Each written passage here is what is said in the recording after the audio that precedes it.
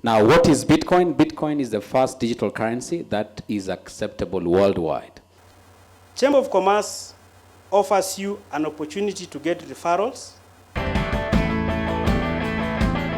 This particular lady who's going to talk to you is very passionate about women in business. And she's of course going to talk to us also about the untapped business opportunities. And she has been mentioned before by Bwana Kasim. Please put your hands together for the lady. Anytime you're talking about women in business, Director Muthoni. Asante sana.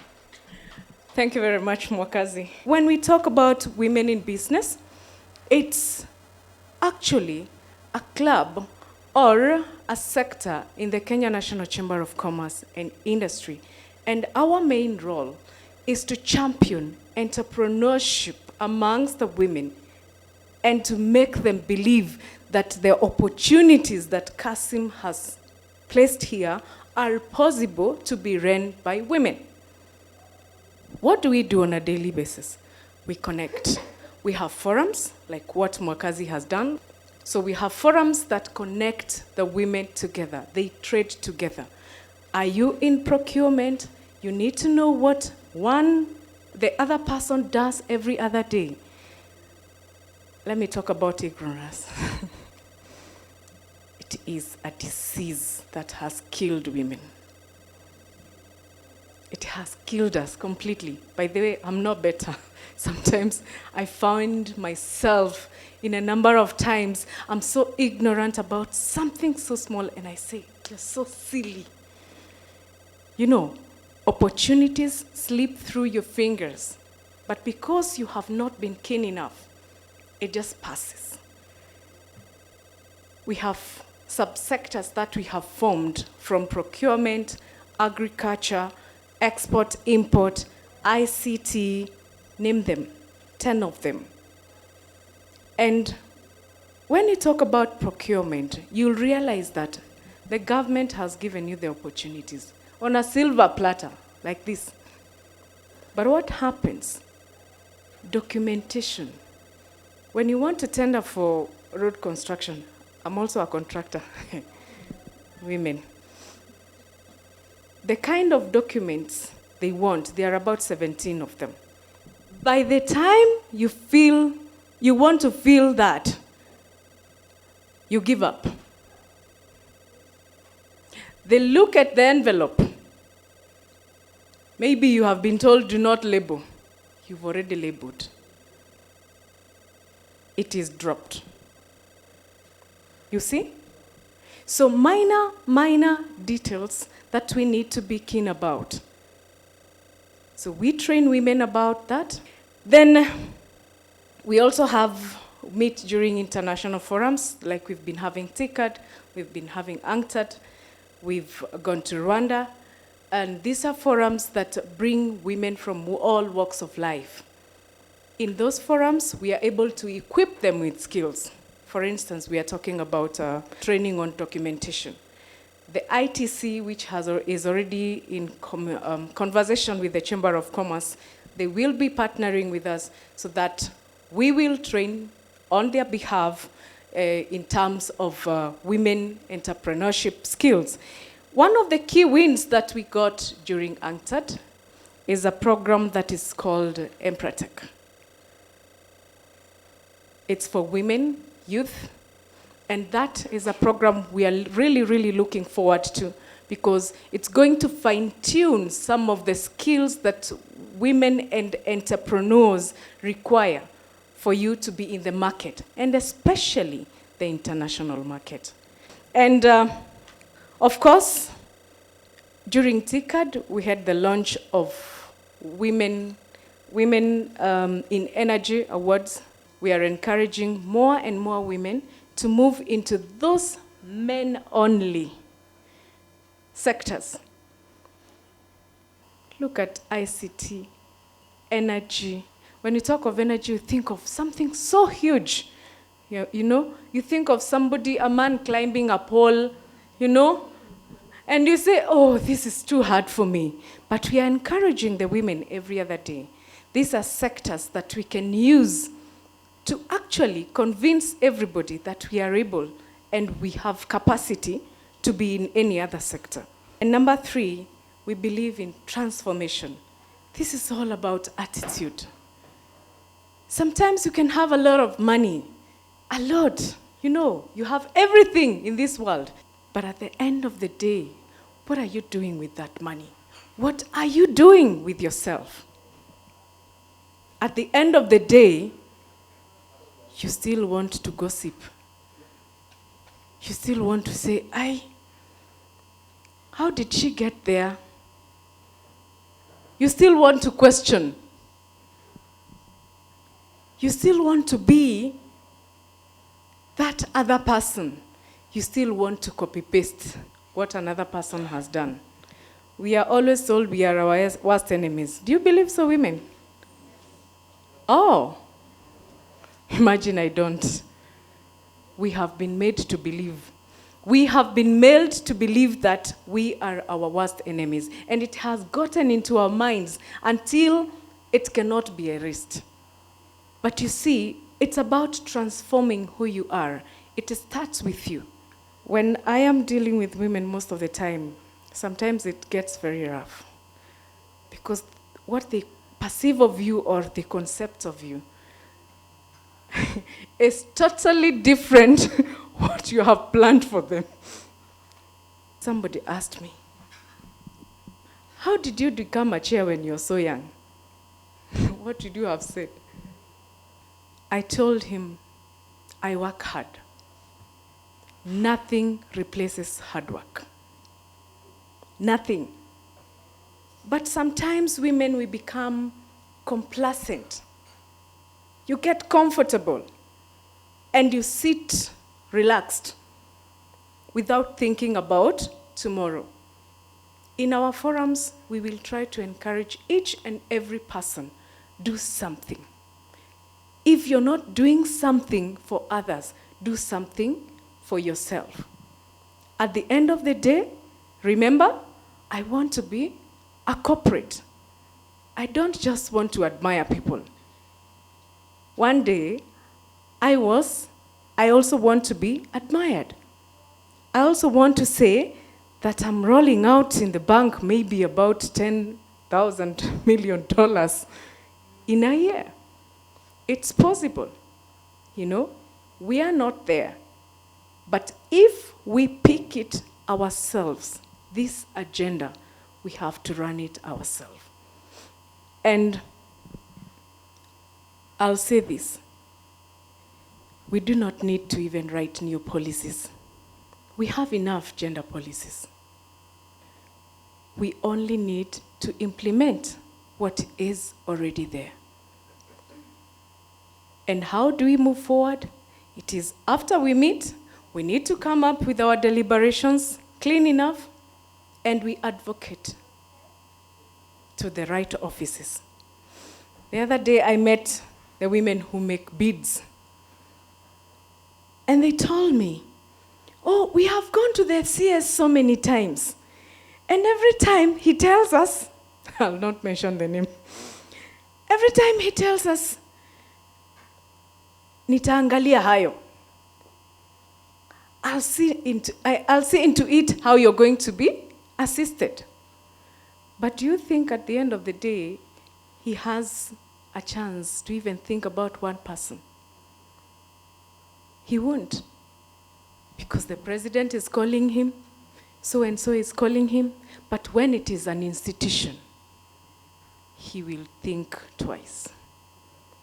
Because myself and Kasim, we will walk to his office and tell him, these are 900 women. Yes? They are in cross-border trade. You have to deal with this issue. We are not begging you. It's a right. Use your organization, use the institution, and advocate for these issues.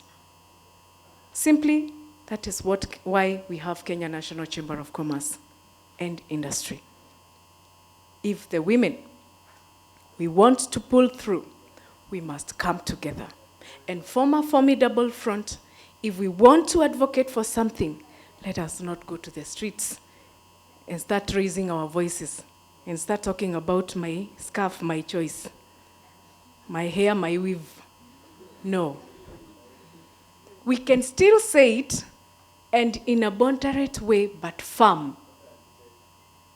At the end of the day, who is the winner? Who is the winner? It's us. It's me, it's you, and it's for all of us. After all, when you empower a woman, you have empowered the whole nation. My parting shot is always, when women succeed, Kenya will be number one. Thank you very much.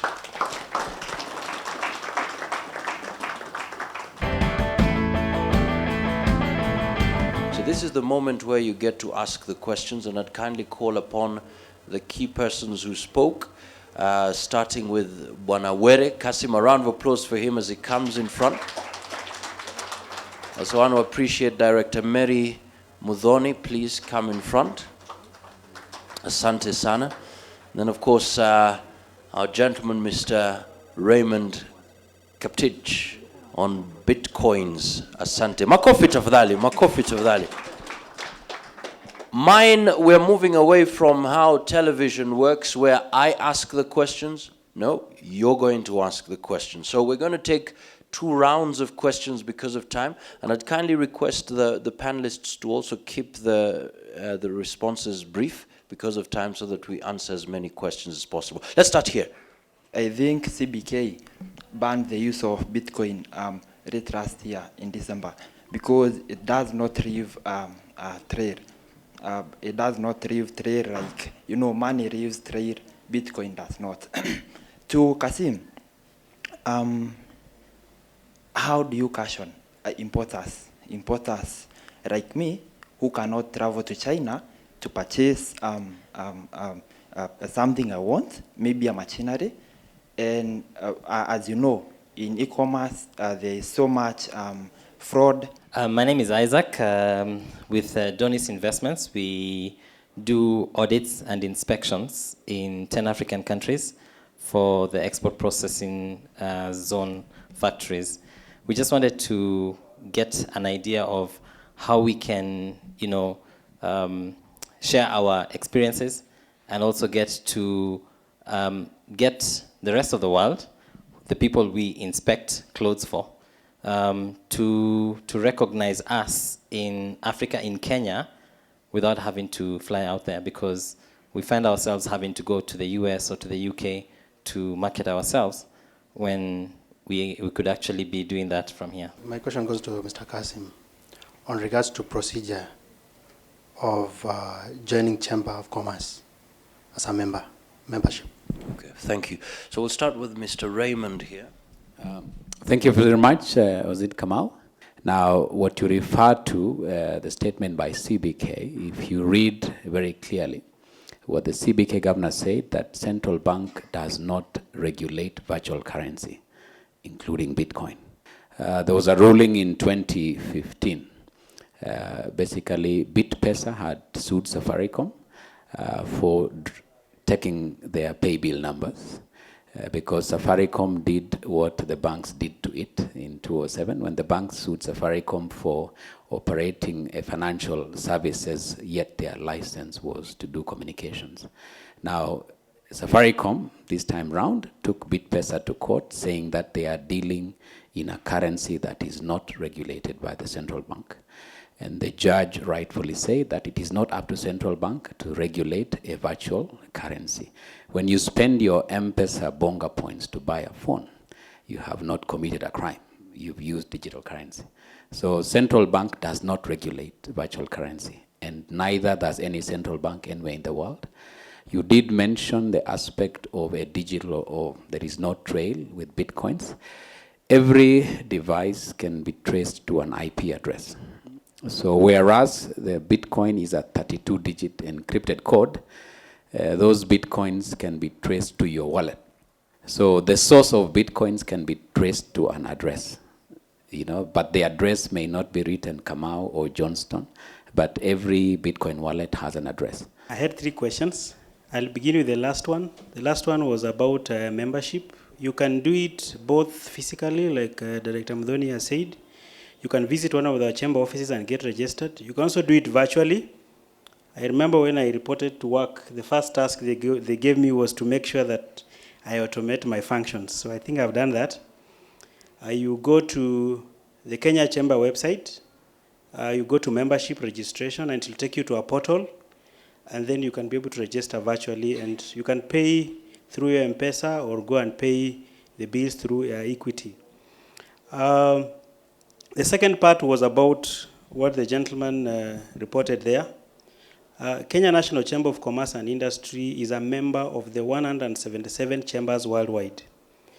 The US Chamber of Commerce is a close ally of ours, and I would take an exception of using your case as something that I can be able to handle personally. So kindly pick your contacts. I'll be able to take care of it. And then the first question was about protecting the exporters. I think the first thing we have done as a Chamber of Commerce to protect the exporters is to automate the certificate of origin of the products that we have. And number two, we normally take many of the exporters through a training where we train them that please do your transactions through the bank. The LPO from this end and to the other end to make sure that your transactions are safe. Number three, do not try to release your products from the port of exit if you do not have a guarantee from the other side of the bank. What we are saying is that if you are a member of the chamber, what I will do is that I'll conduct my counterpart on the other side, that your other member on the other side has been able to disappear with products from our country, and they will be able to do a follow-up from the other end. If you are doing business externally, do not wire money before your products arrive here, and do interbank transactions to avoid any activities. Once your good leave the port, the other bank effects your payment. If you do the same from here, the other side does the same. And if you get any problems and you're a member of the chamber, we will tell our counterpart, look what has happened. And we have an arbitration form, you feel, but now that takes a long time. We'll take a final round of questions. We've been doing integration of the East African community. So how can companies in East Africa take advantage of the same integration?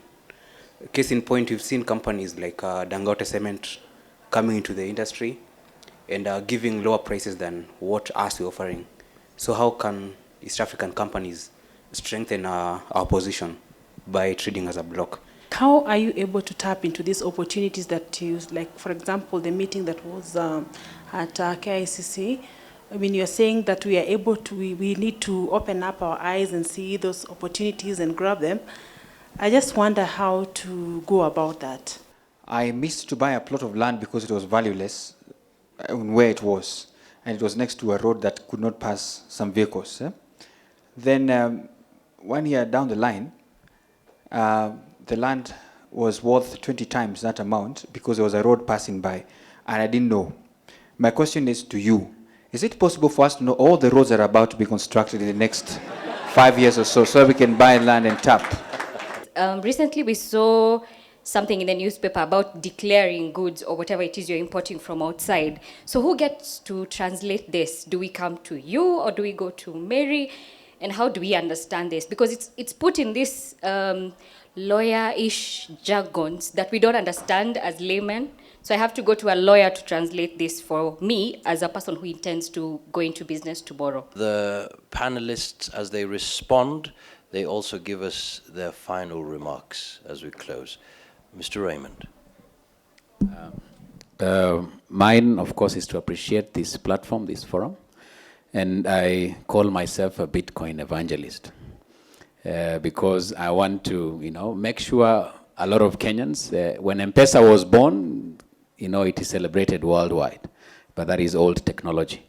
The same way he mentioned Uber, when it came, people fought it, but where is it today? I mentioned to Johnson earlier that Uber in Argentina is now accepting Bitcoins as a form of payment. So you can earn as much as you want, as long as you're willing to to work the business. There are no shortcuts. So my parting shot, I am here to help anyone understand and profit from this. And of course, Africa has 1 billion people, and I'm looking at that. Thank you very much. One of the key things that I've noted in this country, people lack areas for interaction, just networking. Sit down, network. I lived in a flat one time, let me just give this example. And for a whole 3 years, that flat had, how many? About 16 houses. But I moved from that building having known only 3. You know, so we need these outlets. So we have to step out and go where people are. And partly to answer your question, these opportunities only come to the person who is at the table. Don't sit down and think that we will come to your house to tell you what chamber is. You must come to where the chamber people are, and they'll tell you what the Chamber of Commerce does. Kasim may not be the best person to explain. I may not be the best person to explain. But a person who has been inside, in the interaction when the president of Turkey is here with 300 businessmen, what are they coming to do? They are coming to look for somebody like you and me. Thank you. Mine was to just say that all the questions that have been given to me, I can sum them as what we call information asymmetry. Information asymmetry is that people lack vital information that they can be able to use. Like the gentleman standing who was saying that he needs to know where all the roads are going to be done. The Kenyan Ministry of Road has a very eloquent permanent secretary. Yeah. That man's head is like a Bible. If he stands here, he will tell you the road to Keses to Eldoret is 2 kilometers. If you move 4 kilometers from there, we will be doing a tarmac. So I'm sure you can also do the same because it's online. It will tell you which road is in line, which one is in the pipeline, so that you can prepare your investment portfolio accordingly to the plans that are there. Then there's one who talked about the East African community. I think the opportunities in EAC are enormous. It's just that people don't know what is inside that particular document. And you can be able to get it online. You can be able to write to me whatever you want to write. I can be able to link you up to whatever you need to do, either in Kenya, Uganda, Tanzania, Rwanda, Uganda. I think I've gotten used to being in those countries because I can know what you can do where at what particular point. So I believe it's just lack of information that you can be able to get. There's somebody who talked about declaration of goods. When they talk about declaration of goods, they are simply saying that say what is inside that container. It has 4 cartons of milk or it has 10 cartons of milk. It is what is on your invoice and the packing list that they are saying you declare what is inside, so that it's actually acceptable or contraband. On international scene, there's what we call the HS code. HS code means a harmonized system of coding all the products. If they tell you to declare, they want to know which code do they assign that particular product. 1, for taxation purposes. 2, for identification of the product. And 3, there are products which are restricted between one country and the other. So if they tell you to declare, it's not a very difficult term. They're simply saying, put in place your invoice and make sure that your packing list corresponds with what is inside that particular produce. Thank you very much. Wow, a big round of applause to our panelists. Asanteni sana.